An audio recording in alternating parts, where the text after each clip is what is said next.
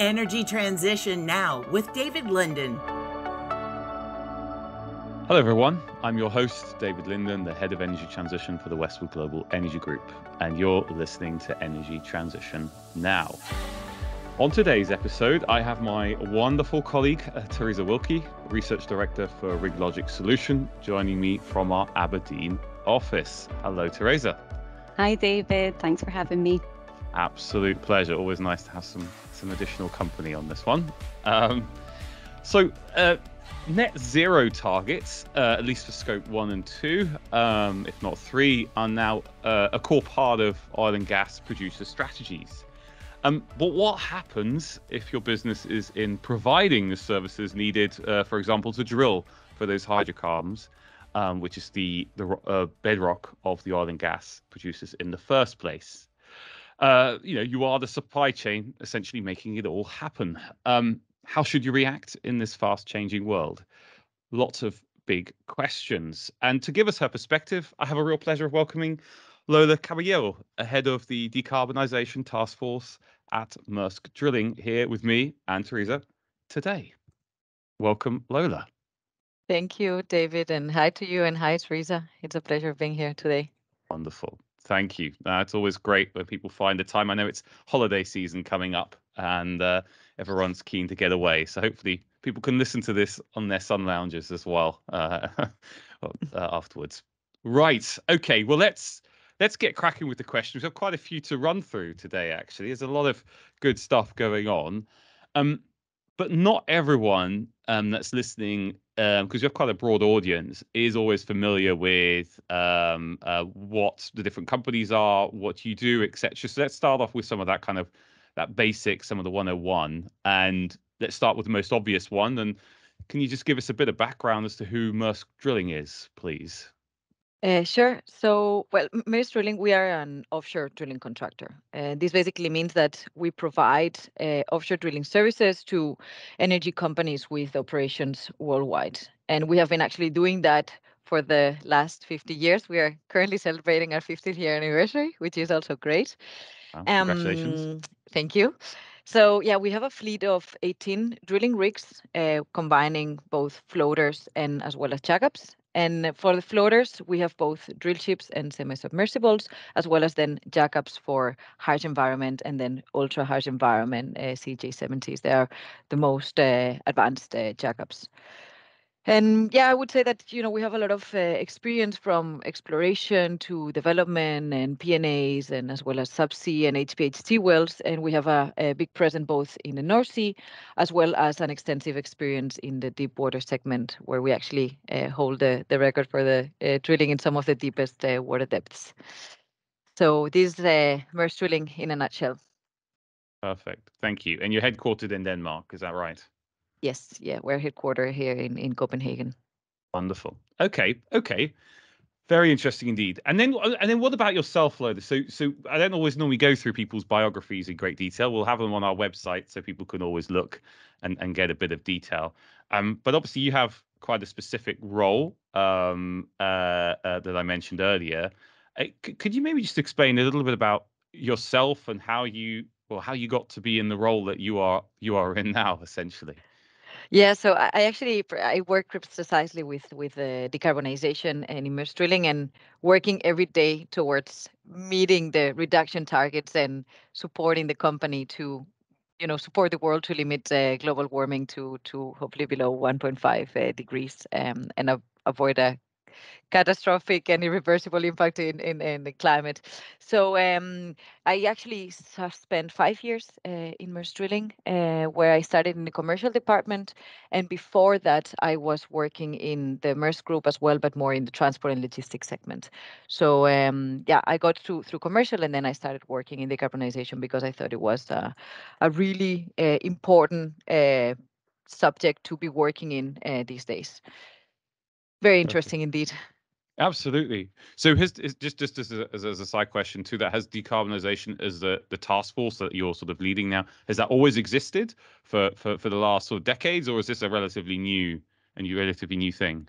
It's relatively new. We started the task force in December 2020, and that is because as part of the sustainability strategy that was launched in 2020, one of the key pillars of that sustainability strategy was sustainable energy future.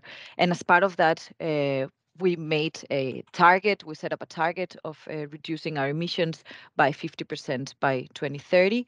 And to do that, we decided that it would be great to have a decarbonization task force, so a cross-functional team expert in looking at how to support the company in achieving its target. So that's basically why it was set and when it was set. Super. Okay, we'll come back to those targets, I think, in just a minute, just to sort of dive into them a tiny bit more. But can you just explain? I mean, maybe I sort of gave it away in the opening spiel around, you know, what's happening in the industry essentially. But what is it that's driving this idea of decarbonization in the offshore rig industry in the first place? So I think the reason why it's been driven, it's very clear, right? And that is precisely because oil companies are under a lot of pressure to reduce emissions, and they have actually taken the transition very seriously. And the International Energy Agency, the IEA, actually forecasts that oil and gas will still account for around 46% of the world energy demand in 2040. So for sure, we know that oil and gas will still play a critical role in the energy mix for many years to come. So we must ensure then that this challenge is met, but precisely that is met in the most sustainable way and supporting this energy transition. And I think precisely, you know, there's usually or sometimes an, if you want, underestimation of how much hydrocarbons are present in the everyday life and how necessary they are to securing these affordable and reliable energy, especially as we are seeing now with the current market and more with the invasion of Ukraine, right? Nevertheless, an absolute top priority for the world is to fight climate change. And reducing emissions from the oil and gas value chain is precisely part of the solution. So I think that is a bit of the reasons why it is important. And oil will be required for many years to come. And aside from the obvious transport fuel, of course, it's still also part of, you know, building materials and medicine and roads. And our analysis shows that there will be a continued, if you want, strong level of capex commitments from our customers to both find and as well as explore new oil and gas fields. And this is precisely driven by this global energy demand that it's not expected to decrease. So overall, you know, we strive to limit the global warming below 1.5, and then we need to do our part to be, you know, part of that transition. But we don't do it alone, and we cannot do it alone. So every company needs to, if we all take our part genuinely, and I think that together we can definitely drive that change. That's great, Lola. So you've kind of told us why it's important, and you've mentioned the 50% target of reducing emissions intensity. You know, can you kind of give us a little bit more detail about, you know, what else Maersk are doing and you know those main targets and how you set about going to achieve them? Yes, I can definitely do that. So uh, before I actually deep dive into that, I want to highlight that the green journey of Maersk Drilling didn't just start, as I was saying before, in 2020 when we set up our sustainability strategy and we set up a task force to support the company in driving that. But actually, the journey started back in, I would say, 2014 when we installed our first SCR reactor, so the selective catalytic reduction on a jackup in Norway to reduce our NOx emissions by almost 97%. And after that, in 2017, Maersk Invincible became the world's first jackup running on onshore power and hence removing emissions from the rig, which actually, by the way, of course, reduces cost and also time for maintenance for the drilling engines and generators. So that's also one big milestone that we achieved. And then in 2020, two of our jackup rigs in Norway were upgraded with a hybrid package, which actually uh, combines the use of our battery-based hybrid power solutions with the same SCR reactors. And then also it includes, we call it energy efficiency software that allows you to monitor and optimize how the energy is consumed on board. And actually, we are this summer upgrading our third rig with a hybrid package. So that is a bit what milestones we have achieved before that. And by the way, these hybrid packages, they reduce emissions by 25% from the baseline and 97% on NOx. So I think we've come pretty far. But to answer to your question, our decarbonization strategy, how we are intending to reduce our emissions by 50% by 2030 and support, very importantly, also our customers to reach their targets and drive their agenda from the drilling perspective. We have two key levers. One of them is energy efficiency, and the other lever is what we call clean power sources, which basically account for the external power and then alternative fuels. And of course, the easy solution would be to just, wait and have someone develop new technologies, and alternative fuels would be the most direct way to decarbonize eventually. But we also wanted to lead the way, and therefore we are already, or we have already started today. And these primary steps that we have taken, aside from the technologies that I was just mentioning, there's of course the energy efficiency. And I think that it would be interesting to deep dive a bit in that as well. So when we talk about energy efficiency in Maersk Drilling, we break it down in two sub-levers. One of them is technical efficiency, which is of course all the technical upgrades and upgrading the equipment on board to actually be more low emission. And then there's of course operational efficiency. And for one of them precisely, more concretely operational efficiency, digitalization, I think it's a key enabler to drive this. And I actually think we've also come quite far ahead.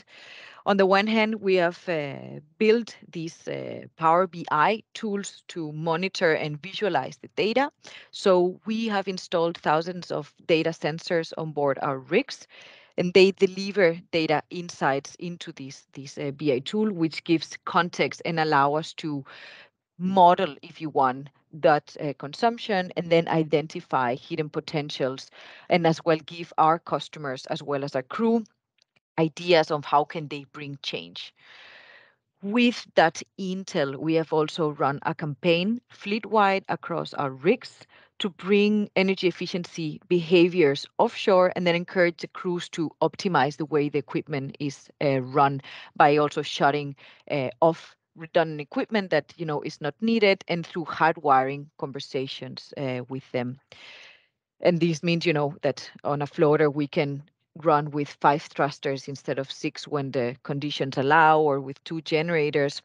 And funny enough, by just simply by changing behaviors, we estimate that we can save up to 10% of our emissions running the rig. And that actually accounts for CO2 savings of flying on a passenger jet around 144 times. So it is quite significant, right?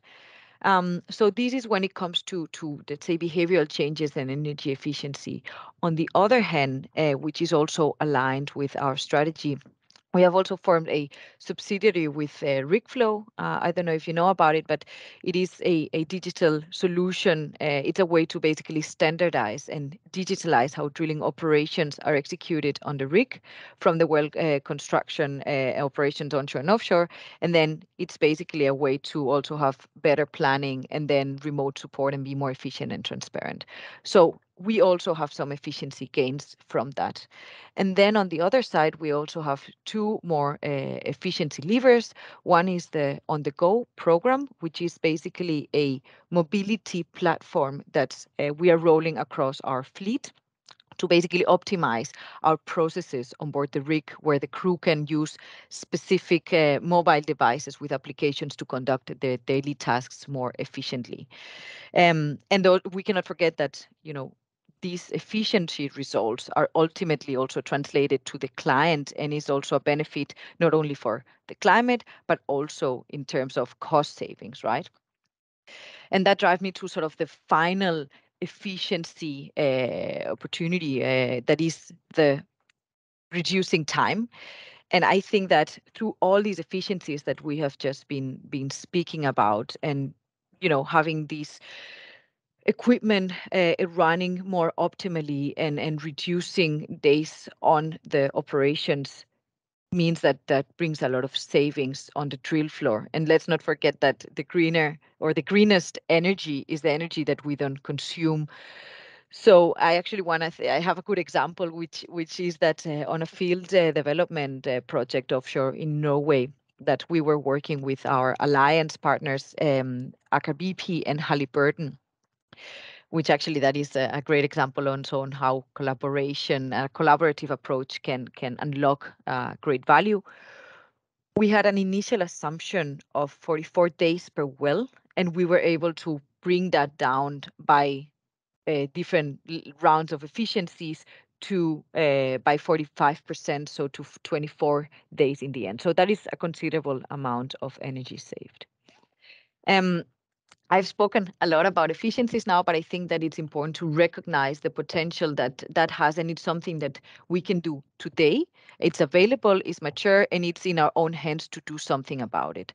However, of course, all efficiencies are critical, but it will not take us all the way to meet our targets. So we need some, let's say, more long-term and also higher potential, if you want, technologies coming in the market. And this is where our second lever comes in, which is external power and alternative fuels, which are, of course, more capex heavy and still immature technologies, but that will take us directly to the 50% and potentially to net zero.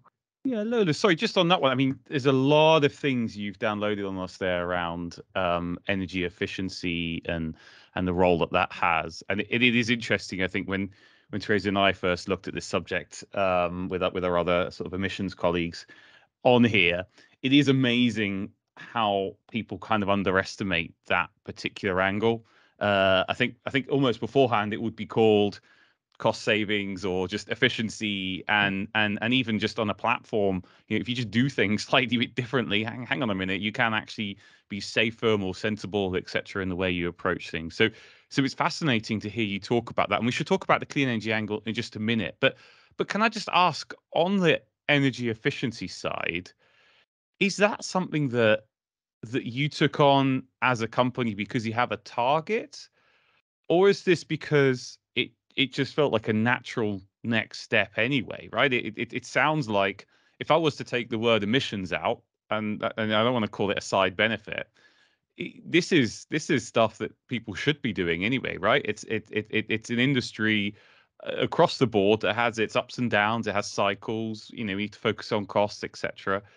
But does that not mean that this is kind of core stuff anyway, but it now has an additional benefit that emissions are also saved along the way?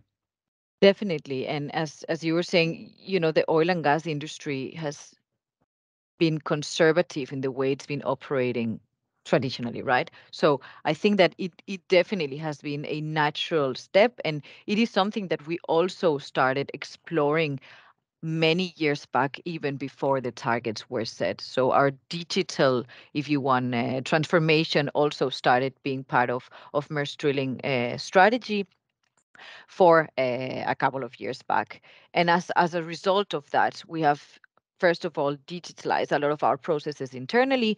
The outcome of that has been some of these platforms that I've been talking about. And then aside of that, of course, it encompasses with what we have been explaining about the more focus on shutting off equipment, that really then has been more put on focus with the, not the target directly, but with the focus of reducing emissions as part of our strategy. And a couple of years back already, we set our Maersk Drilling overall strategy, that is actually smarter drilling for better value, where reducing emissions is one of the key pillars of that strategy, because we also believe that it's very important to drive change, that it is part of the overall strategy of the company, and that there are not if you want, conflicting strategies internally. And as part of this smarter drilling for the better value, efficiencies was like the key driver together, reducing time, reducing waste, etc. So precisely that is when the digital journey began. And naturally now, of course, it has fed, and all the data that we can collect, and the easier that we can drive our process, and the more we can optimize that, everything adds up to delivering a more efficient well delivery. That basically that is the motto, if you want, of our strategy.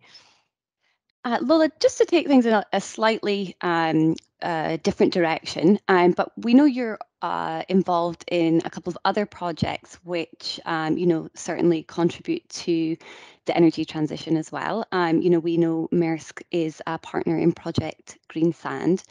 And, on our side, we are starting to track the sort of CCS projects and that side of things. And, we're just interested whether, you or Maersk, I should say, see that as a demand growth area for offshore rigs in the future. I think that's actually a very interesting and very good question, especially in this period of transformation, if you want, where most of our customers in this case are becoming energy companies now instead of oil and gas companies, and they're investing a lot in solar and wind and hydrogen, power to X, just to mention a few. So this is a very good to manage, if you want, the risk of that transition. But for a drilling contractor, it is true that it's harder to diversify, right? Because our business is basically based on assets. So at the moment, we definitely have been creatively exploring for a while different options with an open mind, but our rigs are hard to repurpose at the moment. And that's precisely where I think CCS is a great opportunity to kind of repurpose the assets. We, of course, also cannot forget that we are a technical and very heavy engineering company with 50 years of experience, and also very experienced human capital developing new technologies, and have been doing that for many years. And also since 2017, we have an innovation department in Maersk Drilling looking at all these new opportunities of how Maersk Drilling can be part of this transition.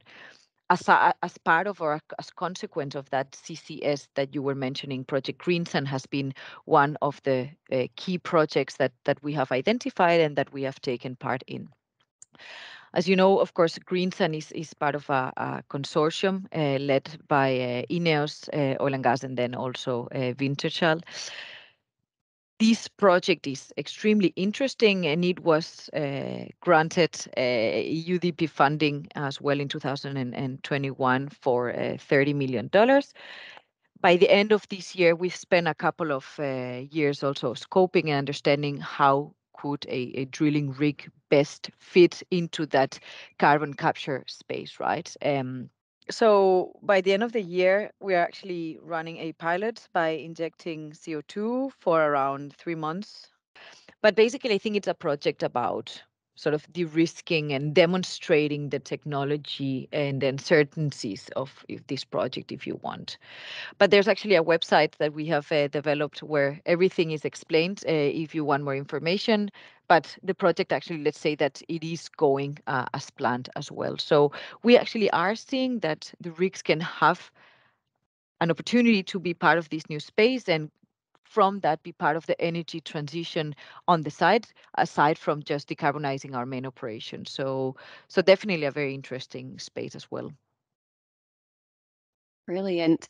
And we'll be sure to check out that website. So it sounds like with that project, there's, it's a lot to do with sort of collaboration, lots of companies being involved.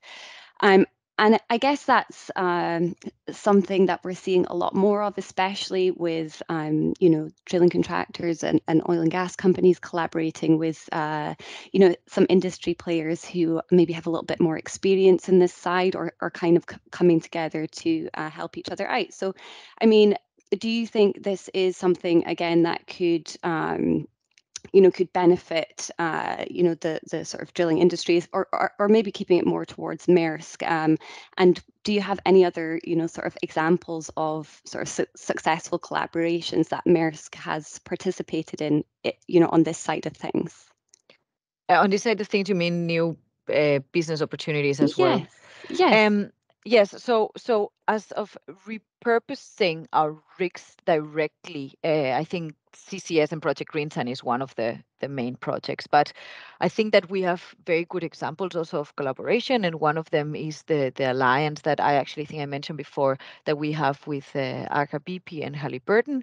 We've had it in the North Sea for a couple of years now, and that precisely has allowed us to work together towards thinking of different ways to operate and work towards a common goal. And of course, I think that it is an interesting alliance because first of all, when it comes to efficiencies is really interesting, but also when we are looking farther ahead in the horizon, in the medium to long term, and how can we together drive this transition, it is a perfect platform, if you want, or partnership to be able to drive a change and think strategically together. As part of that, we are, of course, investigating a couple of different projects, and we're investigating how can we together as an alliance drive or be ahead of the, if you want, of the industry to drive change when it comes to emission reductions with fuels and shore powers and hybrid packages. So when we look at other contracts, for example, and the nature of the emissions reduction, when contracts are shorter, that doesn't allow you so much room or opportunity to invest in low emission technologies and low emission solutions, because also we need to remember that you need to monitor the data, you need to understand how you are consuming your energy on board, and then based on that also come with those solutions. When the contracts are very short, it doesn't allow us so much to identify those opportunities. Having an alliance that looks in the long term is a good example of how you can collaborate to look at the time farther in the horizon.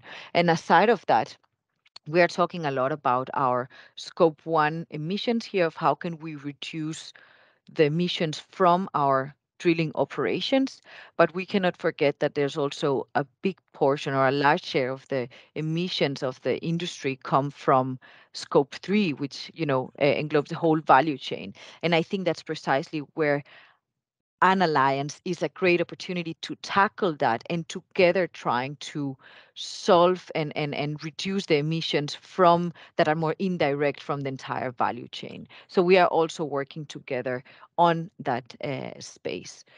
So yeah, this is a bit of how I see that is a good example also of how you can collaborate as an industry, and that can bring sort of a lot of value to the way that you are doing things and have been doing things traditionally. Very interesting, though. I mean, collaborations is definitely king in much of this. But when it comes to a lot of these efforts, often it comes down to saying, well, actually, it only happens in the North Sea, or it only happens in places like the Gulf of Mexico or so, where, well, companies that your clients have got some net zero targets, and B, there's enough activity and incentives in place to make this happen.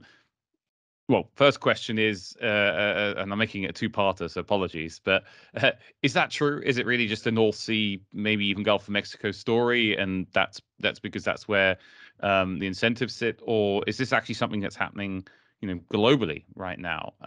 And I'm going to split it into a third part and go and ask you why. Sure. Yes. And I need to remember the question. No, I just think that, just like in any other industry, there, of course, are some areas that are more committed, as you are alluding to, than others. And of course, Maersk Drilling, we are interested in working with companies that are as committed as us. But we are also trying to bring these learnings, if you want, to other regions and other customers. It's true that we do see that most customers are paying a lot of attention now to lowering the carbon footprint of the operations, and as how they are transitioning, if you want, from oil and gas to energy companies. And in fact, we are starting seeing that they making part of their selection criteria emissions reduction for when they're looking out for suppliers. But it is true that, as you were saying, a regulatory framework is very important. So when it comes to CO2 intensity per produced barrel, Norway, of course, is where they clearly have the lowest, if you want, one of the lowest upstream CO2 footprints. And there are several reasons for that. And especially one of them is because already in the 70s, they banned routine flaring, which of course you can reduce a lot of your emissions if you ban that routine gas flaring, right? But aside from that, they have adhered to the EU ETS, and they have also introduced a carbon pricing mechanism already in the 90s. So all these incentives have allowed and pushed the energy or oil and gas companies, if you want, to be more conscious and invest more in low carbon solutions. But I think that is Norway. And as you were saying, I don't want to talk too much about it but it's just a way to exemplify how can this regulatory regime support and do a lot. But we are definitely seeing that the interest is picking up in other regions. And one example, for example, is in Africa, where we have had big support from our stakeholders, both from the customer, especially, but also from regulators. And they really have been challenging the operations and the collaboration, bringing them up to reduce emissions. And a concrete example that I can give is in one of our floaters, in one of our drill ships in Angola, we actually managed to cut almost 4% our emissions, which is equivalent to around 350 metric tons of CO2 over a 3-month period, simply by running with 2 generators, a higher load instead of 3. And that has been a result of a collaboration, great collaboration with our customer, who were challenging and saying, why don't we do it this way? And then instead of just saying, okay, by default we do it like that, they said, okay, why don't you tell us when you go to 3 generators instead? So really challenging that. So we are actually seeing that is coming to other regimes. It's not just in 2 regions of the world, but is actually getting much more globalized, if you want now. But and again, all these learnings that we have, they can be replicated everywhere, and then combined with other efficiency behaviors, you can see that the potential is relatively actually significant. Just as a follow up from that, just one thing we have seen, and we had a podcast not too long ago with a company focused on Africa as well, and it is precisely, it's very interesting on that front that clients now see, or certainly your clients, sorry, see themselves as being differentiated by focusing on things like emissions reductions, etc., through the supply chain, but also when it comes to the producing field. It's an incentive to differentiate, but it's also important now if you're thinking about financing and all that aspect. So this issue, or this opportunity, should I say, really permeates throughout the thinking process in many companies now, which is probably one of the reasons you do see it in a place like Africa, and not just somewhere like Europe. But Teresa, sorry, I interrupted you as you were about to start a question, so apologies. It was just more of a follow-up question, actually, Lola. I was just wondering whether you're seeing more incentivization really from operators, to drilling contractors to reduce emissions during drilling campaigns. Definitely. And I think, as you're alluding to, financing and in this case, cost constraints can definitely be one of the key challenges here, right? So by the way we have been operating, and lately precisely in this space, is, as we were just talking previously, very collaboratively based. So that's been part of our strategy for many years. And I think that because, or as a result of that, we are definitely seeing that the operators are incentivizing us, and the contracts now even include those incentive schemes. There are different models, of course, of incentive schemes, right? But they are very open to either co-investing with us in some of these technology upgrades to enable low emission operations, as well as sometimes there are also models where you basically, from a baseline that we've been calculating from historic operations in similar environments, or from operations from that concrete drilling unit in the same location, we make a baseline, and then out of that you actually get a portion or divide the savings somehow. So there really has been a big open, if you want, discussion on how can we together be incentivized to drive that, and then share the benefits from that collaboration, and from those CO2 savings, that basically in the end it's why we are doing things differently as well, right? So, but of course, aside of that, as we were alluding before, having regulation and legislation supporting will definitely also be paramount to support and enable that transition. And we believe also that a carbon tax can make low emission technologies, these technologies that maybe now are less attractive, it will make them, especially the more capex heavy ones, more attractive going forward. So, but that of course is still in some areas of the world being introduced, and then in the others, of course, it's more in the long term that will come. So we are definitely seeing a very, very good collaboration and into funding these technologies together. And you've talked about some of the challenges, cost constraints, maybe lack of regulations or legislations in some regions, things like that. But I mean, is there one challenge that you think is kind of the biggest kind of holdback facing the offshore rig industry in lowering its emissions, or do you think it's more of a combination of several things? I definitely think the key challenge is the cost aspect, right? And the access to funding also from that. It is true that now in the current market that we are in, and how oil and gas, it's for sure, and it's been demonstrated also in the last few months, that it will necessarily be part of the energy mix going forward. Also now, with the new EU taxonomy making gas also sustainable and part of the transition, we will see that there will be more investments. And it's true that investors are starting to look again at the, if you want, drilling industry, but with a more green mindset, and that they see now that they can invest and engage with sustainability leaders in the fossil industry. So we will see opportunity for that, but that is, of course, one of the key constraints. And also, I think that another aspect that we haven't touched upon is the fact that our assets are built to last for many years. So it is also harder, if you want, to just go and order a new low emission rig, right? So retrofitting our assets is one of the most important, if you want, opportunities or direct opportunities that we have to drive these low emissions. And precisely because of that, there also needs to be a lot of engineering studies conducted to understand how can you make those changes to your rig safety wise. Also, it needs to be very critical that you have those assessments. So I think that the nature of our assets also puts a constraint to why it is also harder to reduce emissions in our industry. Yeah, it's an interesting one. So it sounds almost like a mirror of the discussion that's happening at the moment between, let's say UK and Norway as two countries. That why is one, as you sort of talked about earlier, why has one got such a low carbon emissions intensity from an upstream sector versus the other one, and that there are several incentives in place.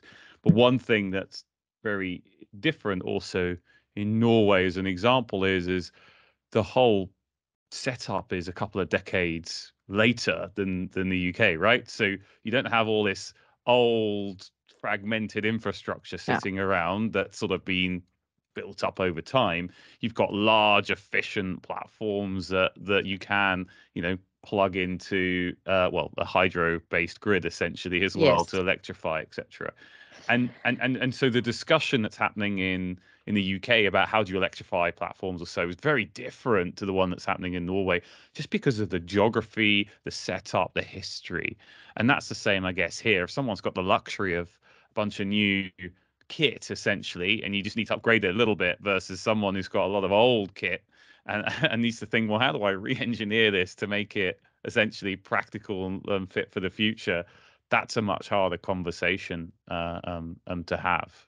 Completely. And I think that also we need to remember that our industry, the drilling industry offshore precisely, is hard to electrify, right? Because as you're saying, when we are talking about the North Sea as an example, even it is easier, there's still even a lot of challenges when it comes to, for example, voltage and frequencies. It changes from field to field. So the fact that you have upgraded one of your rigs to be able to run in shore power in a specific location doesn't mean that you can later plug it in another location. So that adds already a challenge in there.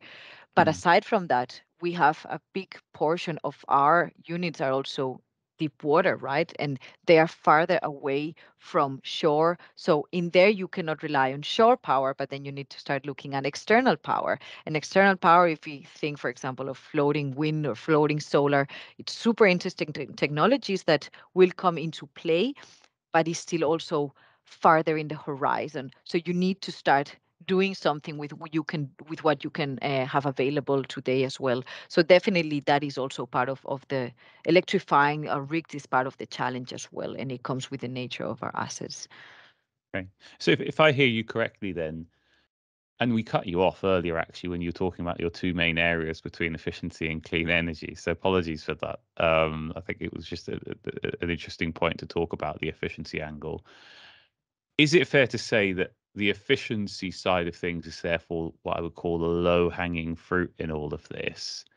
And a lot of the challenges really start to play when you're looking at the clean energy side. And I'm generalizing, to be fair, but that's where the collaboration becomes even more important. The technical complexity is higher, and the capex angle plays a bigger role. And therefore, things like having the right regulation in place, having investors on board, etc. That's where really the nub of the problem, call it a problem, let's call it an opportunity again, lies. But those are the challenges that become bigger in that aspect rather than the efficiency angle. Is that fair to say?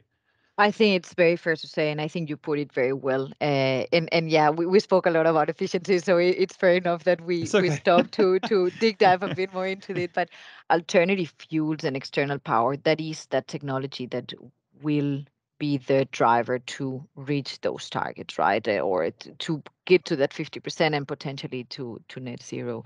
But as you were saying, the capex is much heavier than in the energy efficiency, with, as you were saying as well, it's the low hanging fruit. But alternative fuels, an example, is something that we are also very closely monitoring, and we definitely expect that they will have an active role in the development of our industry and as well as for us. And as you were saying, collaboration here, it's precisely very, very important. And when regulation will make that the, if you want, abatement cost of these technologies will be more attractive to invest in. But I think that it's also important to highlight that timing is also very important here. And we are monitoring the fuels, but we expect that, we are monitoring them all, but we expect that methanol actually will be the soonest, if you want, low carbon fuel to be available at scale. So that is where we are looking a bit or rooting for as of today. And in parallel, until this technology is mature, we already have a solution available now that actually I think it's important to highlight, which is renewable diesel. And Maersk Drilling, as part of our decarbonization efforts, and in order to also being able to provide a solution to our customers, an immediate solution, we run a test on board one of our jackup rigs on HVO, which is hydrotreated vegetable oil. And we managed to actually reduce our emissions by 94% certified. So, that really shows that there are solutions now. And one of the good and very positive things about HVO or renewable diesel is that you don't need to really upgrade and retrofit your engines and your rig. Is actually just blend in, so you can really pour it in today and add as much like percentages as you want of HVO. So actually you can run on only 20% biofuel, or you can run on 100% biofuel. But of course, the long-term availability of the feedstock is also another conversation to have. So that's why we are looking at the sort of low carbon fuels for the future, which come with big investments and repurposing of the rig as well. So there's a lot to play in there for sure. It's interesting because, of course, pretty much any oil major now is saying that biofuels is a core part of their future strategy. So I'm going to ask a challenging question because my knowledge is not as good as Teresa here on the rig market, and certainly not as good as yours, Lola. But is it not fair to say that a lot of the fuel typically gets provided by the oil and gas operator themselves, right? So is there really shouldn't the incentive or the angle be that these are the companies that go, please use this biofuel that may be their biofuel, arguably, to run your rig on, because it's an incentive for me, because it's good for me to lower my emissions that I have to count, because you're a part of their emissions count, right? Essentially, depending on how they do their maths, but I would say it's a scope 3 part of their business, and it's an incentive, it's a demand center for their fuel going forward. So that's a positive as well. Does it lie in them, or is it actually the reality is, yes, it could do, but the infrastructure to deliver it to you in the first place, make it available, is just not there? I think there are different points in this. So definitely, as you were saying, the industry has traditionally been operated in a way that the drilling, like the operator is the one coming with the fuel, right? So Yeah. of course that poses like a first, if you want, challenge, or seeing it as an opportunity where, they also have power there on how can we run our rigs.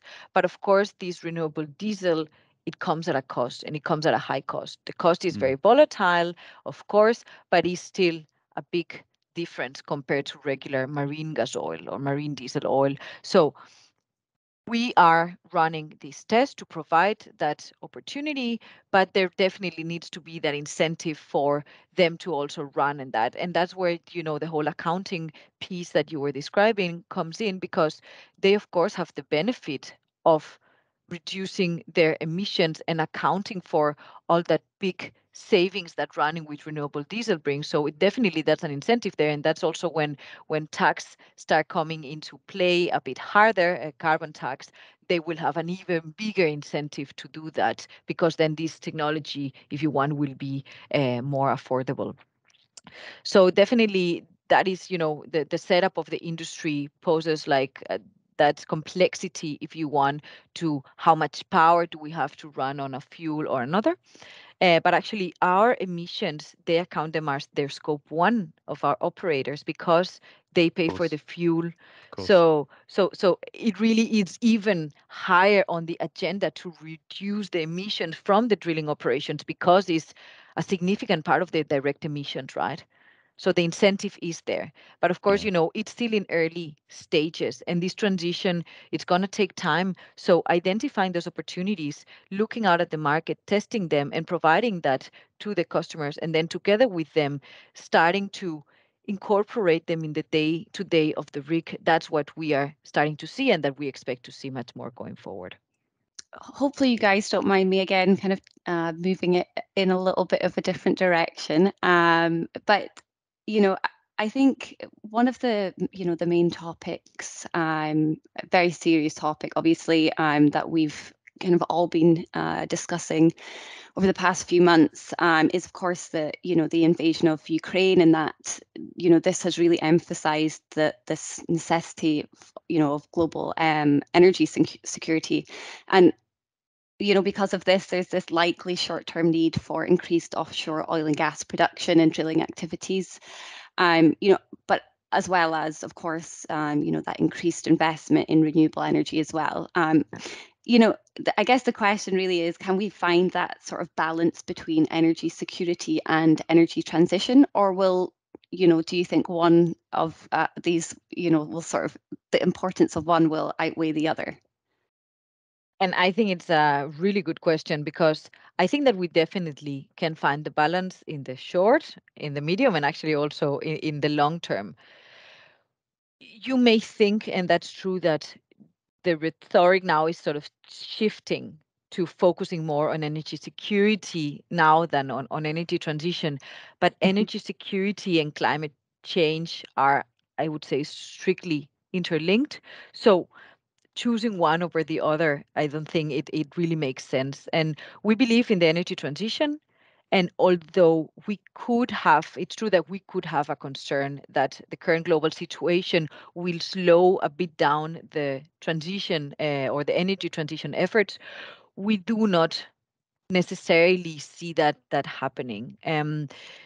First of all, also, the International Energy Agency's pathway to net zero predicts that, to ensure the supply levels, an average of, I think it's $340 billion dollars a year over the next or the rest of the current decade will be needed in the oil and gas fields. But we cannot forget that there's been a lot of years of underinvestment in the E&P sector. And also with COVID, it was thought that demand would never go back to pre-2019 levels. And as you were saying, Teresa, that there would be a shift towards energy much more aggressive. But actually, the contrary has sort of happened. And now with the current market situation, oil and gas has come back stronger than ever and than in the past few years. So, but I actually think that also is an opportunity, because precisely this market and these high prices have created a large profits in the industry, in the oil and gas producers. So that is also, of course, an opportunity for them to use that cash, if you want, to invest it in the energy transition. So definitely, I think that the balance can be found. And also, many of our customers and suppliers, as well as the government bodies that we were talking about before, they have integrated energy transition in their agenda, and their strategies are also very aligned with this company-wide. So they are making a lot of efforts within this space. So we all need to continue taking the responsibility, and I think that definitely that balance can be met. Well, as always on these things, you start to run out of time. There is just one sort of final question I ask, and maybe it's a difficult one to answer, to Lola, but in terms of all the things that you've talked through, there's clearly some great things that you're doing as a company. There's a lot of things that can be done, more that can be done, etc. What is it, though, in your mind that kind of needs to be done more of now? What are some of those things that you can action? Is it in your mind about we just got to wait till the regulation turns up, or is there actually sort of action points that people can take away as to how to deal with this next? I think that everyone has its part to play, and we can't just sit around and wait for the regulation to kick in and then allowing that or incentivizing that to make everyone go in and start doing their emissions reduction journey. So I definitely think that the key takeaway is that we need to start now. We should have started already, and that we need to put full gears on with this, because the climate is not going to wait. Climate change is happening, and then even though we are in a heavy consuming industry, if you want, we definitely have a big role to play in that transition to continue being part of the growth, but making it in the most sustainable way. And as we were saying before, and it can be a topic, but I think that collaborating, it really will drive that change, while that regulation in between the regulation comes into play. Very interesting indeed, and very much agree as well. Well, thank you, Lola, for your time. Really appreciate it. That was very insightful. Thank you for sharing. Well, first of all, I guess around what Maersk is doing in this space, targets you've got, how efficiency and clean energy are kind of a core part of how you're approaching that. But also, I liked your points around sort of the open discussion, the collaboration, but also the balance with regulation to make that happen. So good luck, certainly, with all the things that you're doing. And there's a lot on your plate. So good luck with that. And hopefully, when you do get to go on your holiday, you manage to relax a little bit as well. Thank you so much for inviting me, both you and Teresa. And yeah, it's been wonderful to share a bit more. And definitely, we have a big and long and challenging journey ahead, but I'm sure that we will make it happen together as an industry for sure. All right, and thanks everyone for listening as well. Hope you enjoyed it. Please make sure you subscribe, give us a good rating, and share with your friends. And talk to you next time.